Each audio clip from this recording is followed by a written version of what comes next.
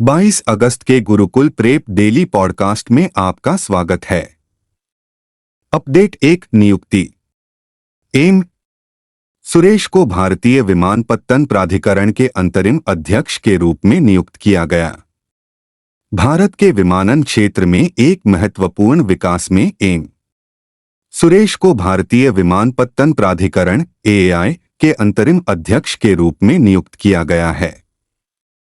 यह नियुक्ति भारत के सबसे महत्वपूर्ण विमानन निकायों में से एक के नेतृत्व में एक महत्वपूर्ण परिवर्तन का प्रतीक है। एम सुरेश की नियुक्ति संजीव कुमार को एएआई के अध्यक्ष के रूप में उनके कर्तव्यों से मुक्त करने के सरकार के फैसले के मद्देनजर हुई है।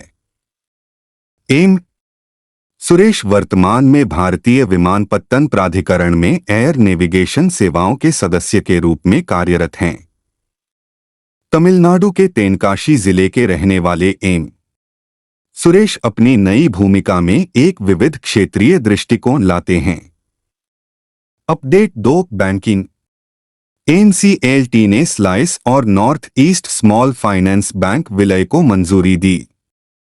नेशनल कंपनी लॉ ट्रिब्यूनल (एनसीएलटी) ने गुवाहाटी स्थित North East Small Finance Bank के साथ बेंगलुरु स्थित स्लाइस के विलय को मंजूरी दे दी है। यह विलय को पूर्ण करने का मार्ग प्रशस्त करेगा, जिसे अक्टूबर 2023 में भारतीय रिजर्व बैंक (आरबीआई) की मंजूरी मिली थी। इस सौदे को भारतीय प्रतिस्पर्धा आयोग और रजिस्ट्रार ऑफ कंपनीज की मंजूरी भी मिली है। विलय के बाद स्लाइस, जो प्रीपेड भुगतान समाधान चलाता है और यूनिफाइड पेमेंट्स इंटरफेस आधारित उत्पादों का संचालन करता है, north East Small Finance Bank के उपभोक्ताओं को प्रौद्योगिकी समर्थित वित्तीय सेवाएं प्रदान करने की कोशिश करेगा। अपडेट 3 अंतर्राष्ट्रीय। आईसीसी ने बांग्लादेश में अशांति के कारण महिला T20 विश्व कप 2024 को यूएई में स्थानांतरित कर दिया। अंतर्राष्ट्रीय क्रिकेट परिषद (आईसीसी) ने पुष्टि की है कि महिला T20 विश्व कप 2024 को बांग्लादेश से बाहर ले जाया गया है और संयुक्त अरब अमीरात (यूएई) में आयोजित किया जाएगा। टूर्नामेंट का बहुप्रतीक्षित 9वां संस्करण अब संयुक्त अरब अमीरात (यूएई) में होगा, जिसमें बांग्लादेश क्रिकेट बोर्ड (बीसीबी) इस आयोजन की मेजबानी जारी रखेगा। यह टूर्नामेंट संयुक्त अरब अमीरात के 2 स्थानों दुबई और शारजाह में 3 से 20 अक्टूबर तक खेला जाएगा। एक बयान में आईसीसी के मुख्य कार्यकारी जोफ एलार्डिस ने खेद व्यक्त किया और कहा कि बीसीबी ने एक यादगार कार्यक्रम आयोजित किया होता। अपडेट 4 विविध। सत्यप्रकाश सांगवान को पेरिस पैरालिम्पिक 2024 के लिए शेफ डी मिशन के रूप में नियुक्त किया गया। भारतीय पैरालंपिक समिति (पीसीआई) के उपाध्यक्ष सत्यप्रकाश सांगवान को आगामी पेरिस पैरालंपिक में भारतीय दल का दल प्रमुख नियुक्त किया गया है। सांगवान अपने साथ पैरालंपिक आंदोलन के भीतर 1 दशक से अधिक समर्पित सेवा और अनुभव लेकर आए हैं। सीडीएम के रूप में वह 12 खेल विषयों में प्रतिस्पर्धा करने वाले 84 पैराएथलीटों के भारत के सबसे बड़े दल का नेतृत्व करेंगे। उन्होंने कहा, यह जिम्मेदारी मिलना बड़े सम्मान की बात है। मैं यह सुनिश्चित करने के लिए प्रतिबद्ध हूं कि हमारे एथलीटों के पास वह सब कुछ हो जो उन्हें सफल होने और पैरालंपिक में भारत को गौरवान्वित करने के लिए चाहिए। अपडेट 5 राष्ट्रीय। जेजीयू संविधान की 75वीं वर्षगांठ पर भारत का पहला संविधान संग्रहालय स्थापित करेगा।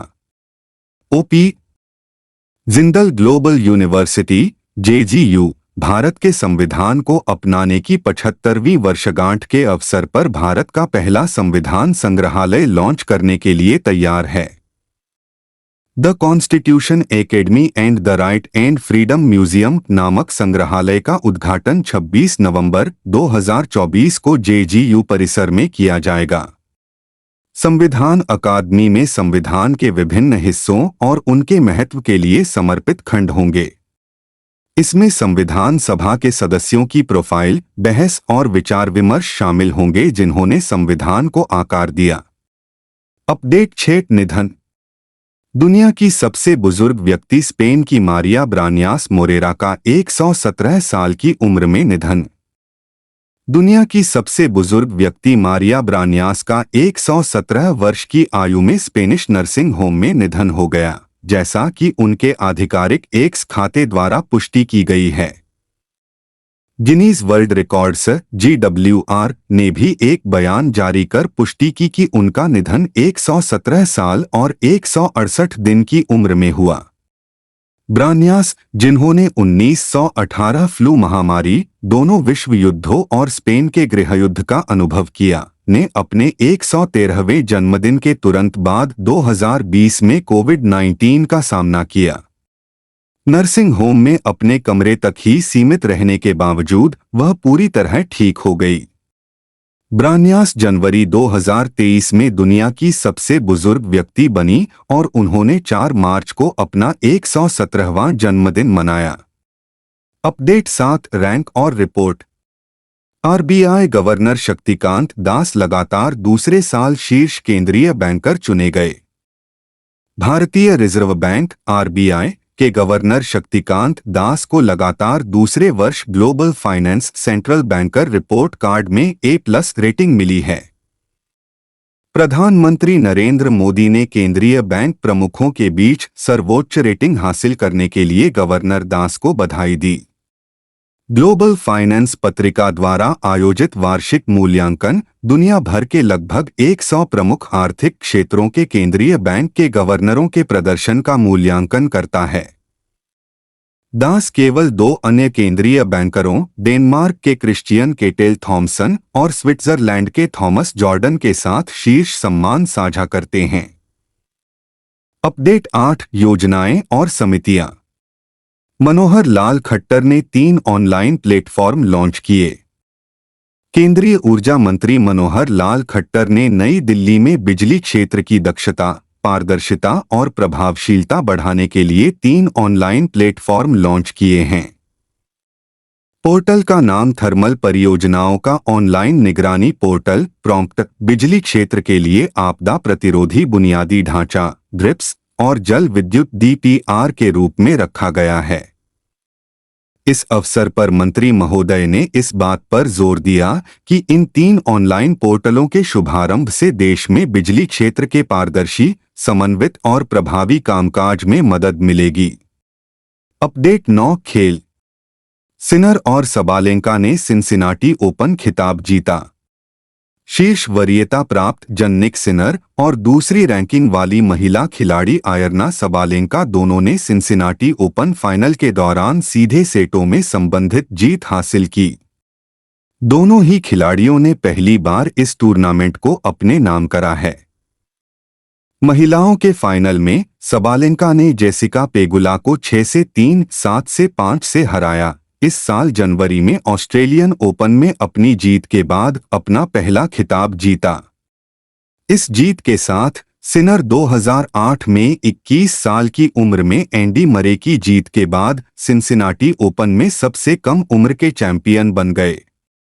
अपडेट 10 शिखर सम्मेलन और सम्मेलन। 2 दिवसीय भारत यूरोपीय संघ क्षेत्रीय सम्मेलन।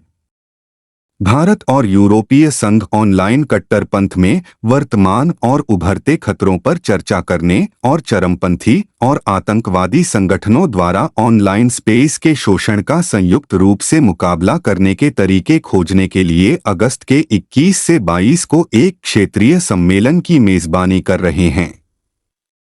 नई दिल्ली में 2 दिवसीय इंडिया ट्रैक 1.5 सम्मेलन दक्षिण एशिया, भारत, बांग्लादेश, मालदीव और श्रीलंका और यूरोप के विशेषज्ञों, नीति निर्माताओं, शिक्षाविदों और कानून प्रवर्तन अधिकारियों को एक साथ लाएगा, जो डिजिटल चरमपंथ के खिलाफ लड़ाई में सबसे आगे हैं।